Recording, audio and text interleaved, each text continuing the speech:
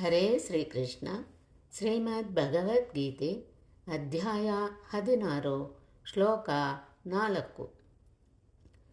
ಡಂಭೋ ದರ್ಪೋ ಅತಿಮಾನಶ್ಚ ಕ್ರೋಧಃ ಪಾರುಷ್ಯಮೇವ ಚ ಅಜ್ಞಾನಂ ಚಾಭಿಜಾತಸ್ಯ ಪಾರ್ಥ ಸಂಪದಮಾಸುರೀಂ. ಈ ಶ್ಲೋಕದ ಭಾವಾರ್ಥ: ಒಳಗಿರುವ ಕೆಟ್ಟತನವನ್ನು ಮುಚ್ಚಿಟ್ಟು ತುಂಬ ಒಳ್ಳೆಯವರ ಹಾಗೆ ಪ್ರದರ್ಶನ ಮಾಡುವುದು ಇತ್ಯಾದಿ ಡಂಭ ಎನಿಸುತ್ತದೆ. ಏನು ತಪ್ಪು ಮಾಡಲು ಹೇಸದ ಮನೋವೃತ್ತಿ.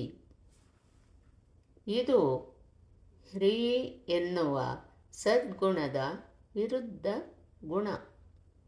ನಾನೇ ದೊಡ್ಡ ಮನುಷ್ಯ ಎಂದು ಭ್ರಮಿಸಿಕೊಂಡು ಇನ್ನೊಬ್ಬರಿಗೆ ಅಗೌರವ ತೋರುವುದು, ಎಲ್ಲರೂ ತನ್ನ ಕಾಲನ್ನು ಹಿಡಿಯಬೇಕು ಎಂದು ಅಪೇಕ್ಷಿಸುವುದು, ಇವು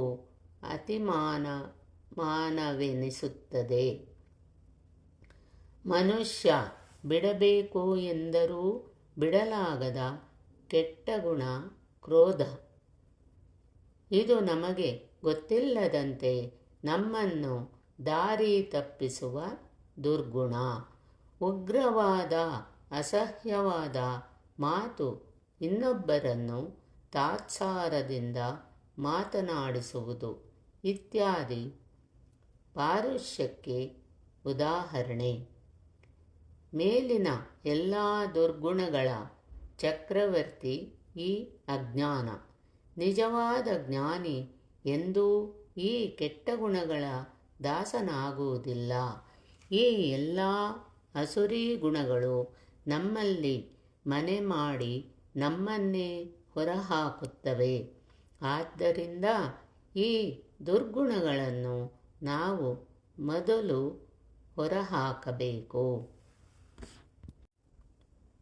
ಮೇಲೆ ಹೇಳಿದ 26 ದೈವೀ ಗುಣಕ್ಕೆ ವಿರುದ್ಧವಾಗಿ 6 ಅಸುರಿ ಗುಣಗಳನ್ನು ಕೃಷ್ಣ ಈ ಶ್ಲೋಕದಲ್ಲಿ ಹೇಳಿದ್ದಾನೆ.